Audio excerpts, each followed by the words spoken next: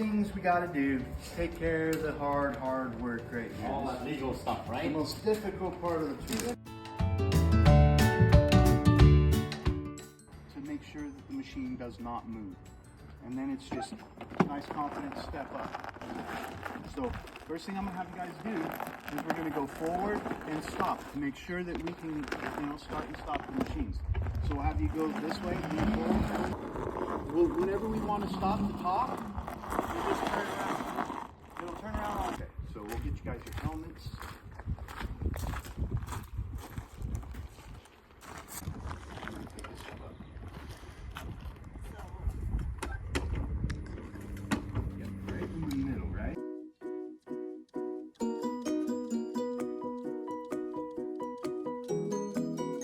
So we're going to go ahead and keep coming.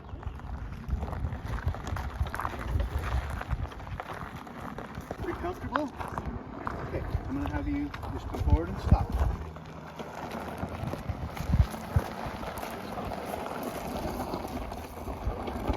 It's easy once you get used to it, eh? Yeah, that's it. Look at this. You remember from the motorcycle, eh? Yep. Good job.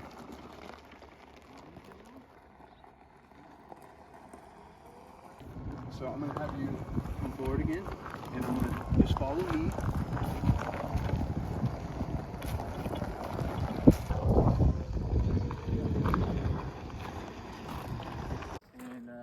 And I'll take this one. Okay, that one's Booger. Booger. Hey, Booger. Looks a little bit like Finnegan.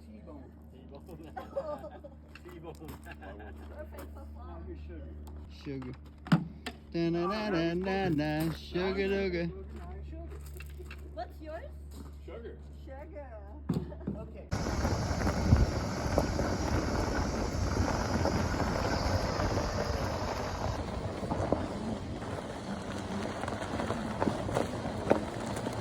Good one. Good, Sue.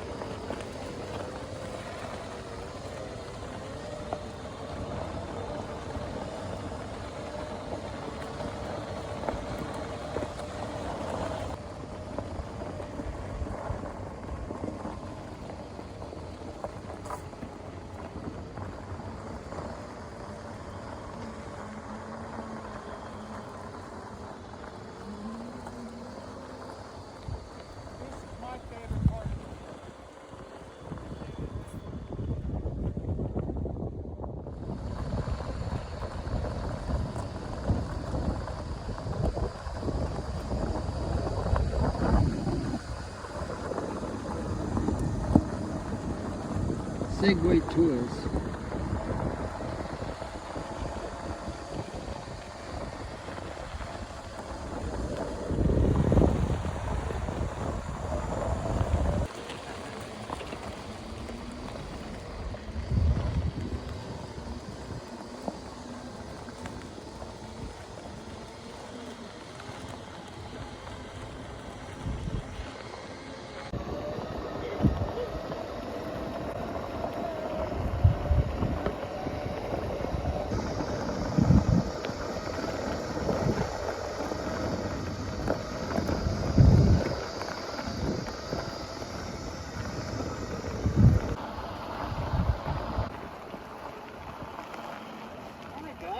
How's that feel?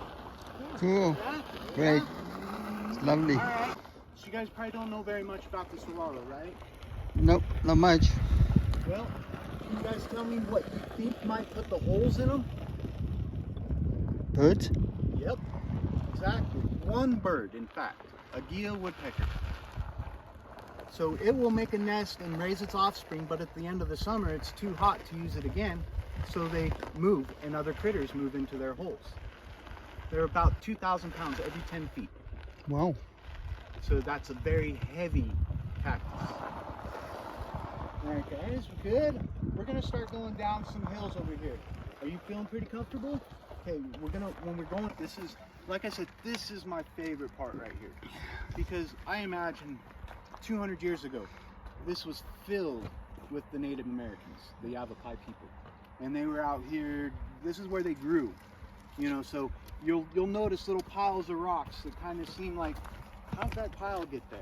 You know, you kind of see the remnants of them. They've been scattered throughout the years, but they'd have like agave in here, or they're different plants that they can grow during their growing season.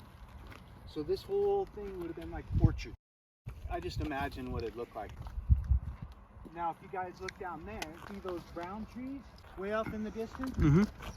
They're growing pecans there. The green ones, those are citrus. So they still, you know, go on with their traditions of farming. You know, they've always been a pretty big into the farming and using the land. They were very peaceful, and in fact showed the settlers, the early settlers, how to use the desert. And I'll show you guys something over here. It's a Barro Cactus. Okay, it looks a lot like that one, right? But see how these are flat? You know, the needles are really flat. These are the Seraros, and they will get an arm after about 50 to 75 years. You can see this little yellow flower right here? They can be red, they can be brown, they can be green, they can be different colors. You chop the top off of it, you can drink the liquid inside. 100% false. It's so full of alkali, so salty, it would shrivel up all of your mouth, your throat, everything. You would not make it. Is there anything you can get water out of? There's a lot of springs around here. See, a lot of people think we don't have any water, but I'm into like rock hounding and gems and stuff. I was talking to one of the miners that owns one of the mines up here, and he cannot mine that but 2 months out of the year on a good year because there's so much groundwater. Sheesh. So everything sheds off of here, and it doesn't hold this. The desert doesn't hold hardly any water, but it will go down into aquifers. You know, and there's a lot of underground water. You have to know where the springs are. Probably a good map and a compass, and knowing what you're doing there would help you out quite a bit. Plus, you look for the trees that use a lot of water. You see all these desert trees, like say this one right here. This one's a Palo Verde, green stick. Look at how tiny these leaves are. It's the smallest leaf. Yeah. But you notice that the trunk is also in the bark is green. It's because the bark does the photosynthesis too. It's filled with chlorophyll. So the whole tree sucks up all the nutrients. Unlike like this one behind you.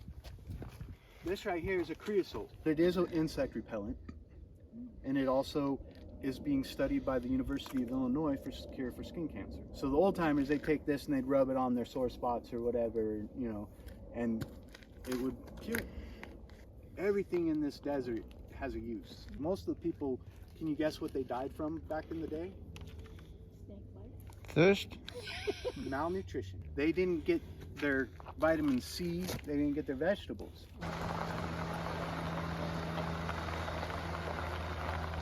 The sign.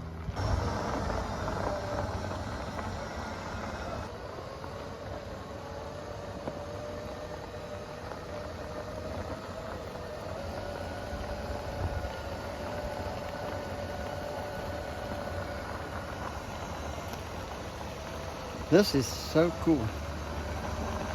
I'd rather do this than walk.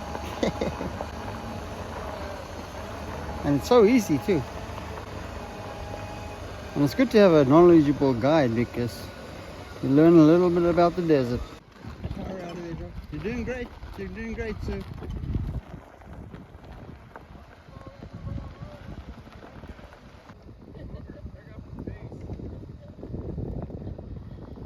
Sure, candy face.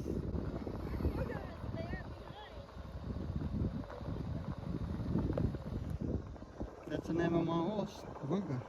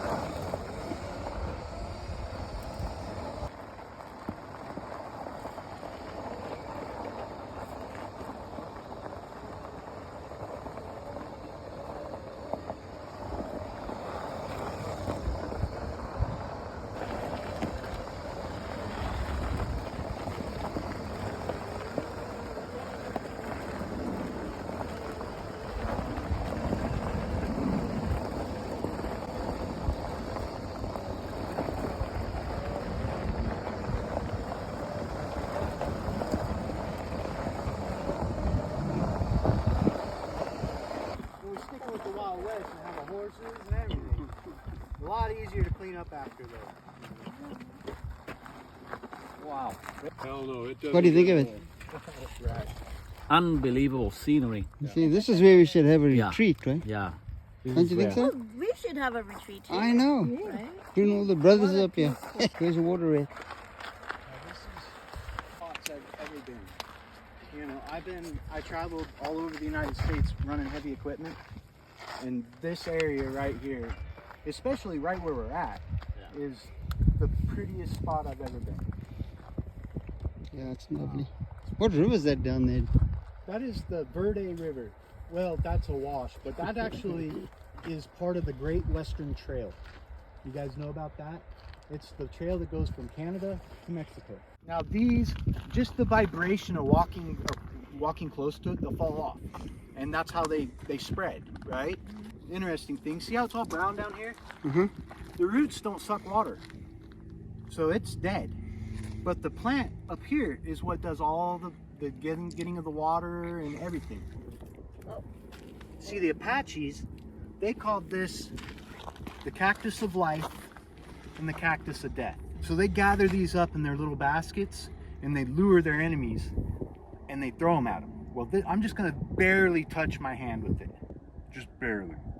See, I mean, that's pretty strong, right? So Geronimo, you know, Trail of Tears, all that, he'd use these for torture. So he put them like on your neck, armpits, other really soft spots we won't talk about. So Cactus of Life, Cactus of Death. So you guys heard about the death, the pain and all that. Now I'll show you the life. Like I said before, most people that were here, they died of scurvy. So they didn't have enough vitamin C or nutrients.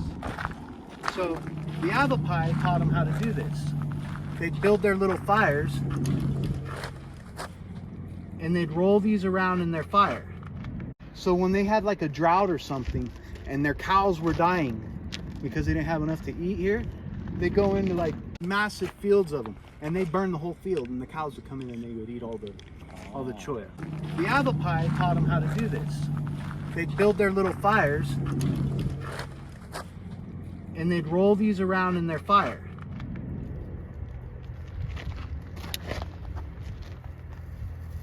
Also, if you ever get lost, it's an excellent fire starter. And he found a gold mine up here, and it's had the richest gold from anywhere around here.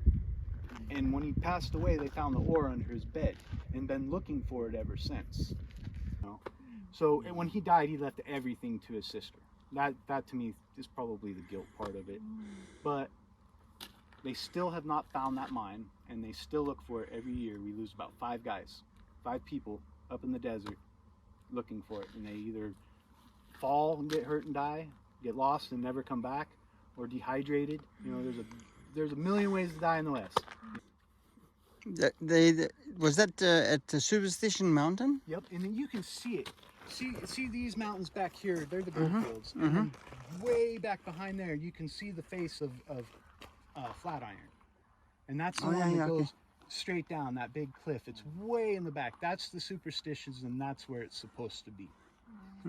And they narrowed it down to a small area where it should be jewelry, and you can go in there and pick out some of that yourself. Now the one in the Is that where you got it from? Yep. And now there's one of these, a really good one. Now this one has a lot of purple in it. It looks pretty.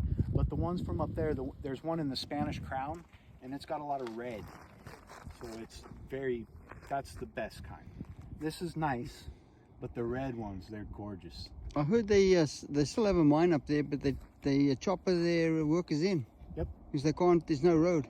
Nope, there's no road. There's a road. I've taken my four-wheel drive up there, and I'll start on the back side, and it took me about 6.5 hours to get to where the trail is. Wow. And then from there, it's 8 miles to the mine. Another thing about that is it's the highest bear population in Arizona. So my buddy, he was up there, and it started raining on him.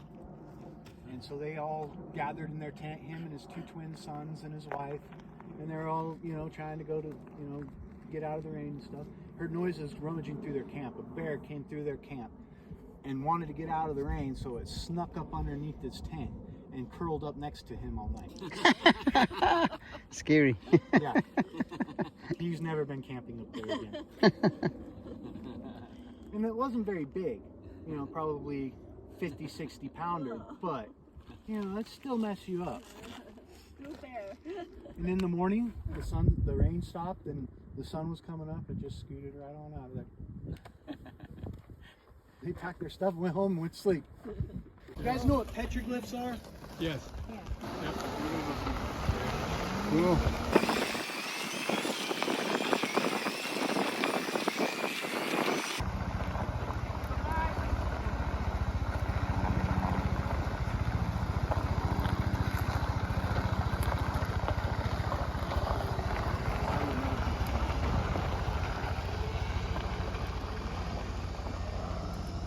Desert at its best.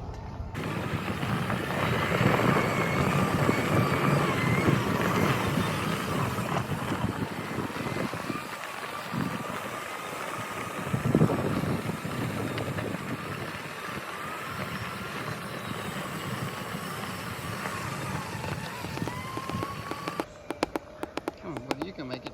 Nearly home. Come on.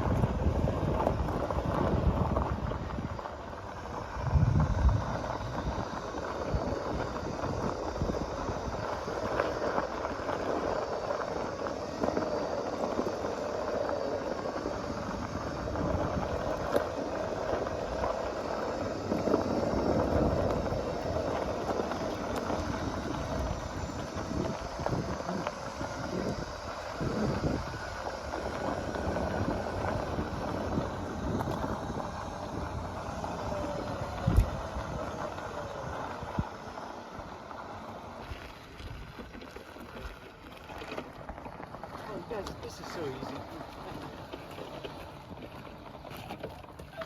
This must be the buddy system. Okay. All right, guys. This right here is our petroglyph.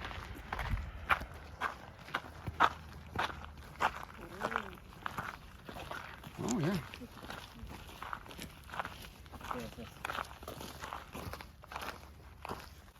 So more than 1,000 years ago. Well, I would say it anywhere from 200 back. Yeah. You know, probably a little longer than 200. I have no idea. You know you can make up You anything. make up anything. I know. My boss is trying to tell me that. Well, if you can read that, we'll take you to Zimbabwe and show you the Bushman paintings, and you can tell us what they were saying as well. I wish I could, because you know they tell you where the treasures are. But this is like, they would take the flowers off of all the desert plants and whatnot, or even they're like there's pods on those mesquite plants. When crushed up, they taste like cinnamon sugar. So they crush them up like this. You know, and the softer stuff they lay out on a rock like this one. This one was used for it. And they spread it out on top and let it dry out, and that was the first fruit roll-ups. So they, you know. Now this tribe, or these people, they were called the Five Pies. Well, they roamed everywhere from Mexico all the way to the Colorado River.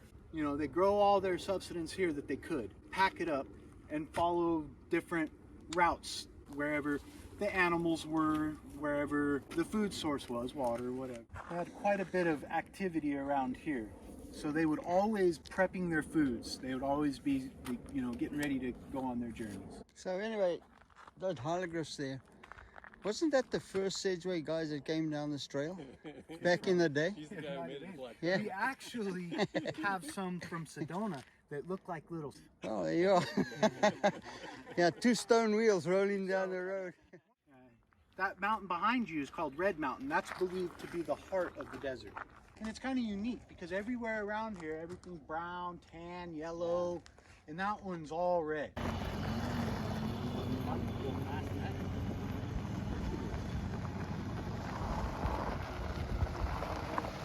You're the best driver ever, Sue.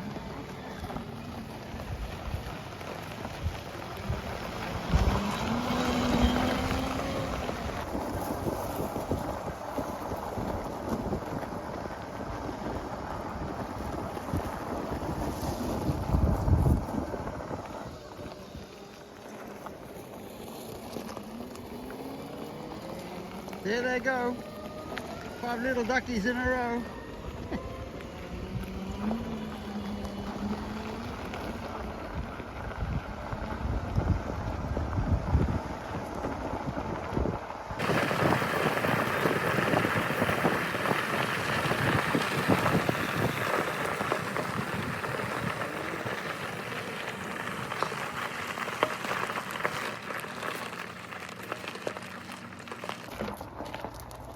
Last but not least.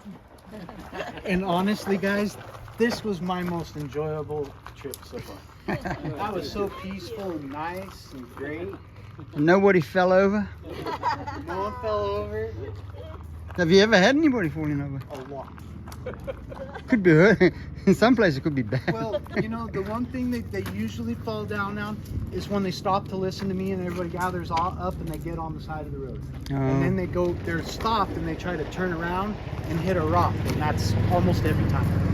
Cool. So you guys did perfect. It was so enjoyable. Awesome. Thank you very much. Well, hold on, guys. More. You time, right? My 3rd time, yeah. I don't even know. He gets this one, guys. That's the one I got. Oh, the front. Matches the one I already have. You guys see, this is the little Segways Oh. that we were talking about, the little petroglyphs. Wow. Thank you very much. Thank You're you. welcome. You're welcome. There you go. What did you get, Neil? Let's have a look. Thanks, man. Appreciate it. The number. That's the first one. Yeah, no, that's the one. I'm supposedly a pro at this, so now I have 2 of them. Well, you should take the tours. No. See, there's our little Segways in Sedona. Yeah. Let's get a zoom on that. Yep, that's it. So this is the hat Adventures I'll Out keep West. wearing. And so ends our great adventure with Adventures Out West. And a very big thank you to Jeffrey for taking us on the tour and his knowledgeable explanation of the fauna and flora. If you're in the area, I would strongly advise you to take a trip with Adventures Out West. It's a great, great experience. Thank you very much for watching, everyone. If you like this video, click and subscribe, and I'll see you on the next videos. Bye now.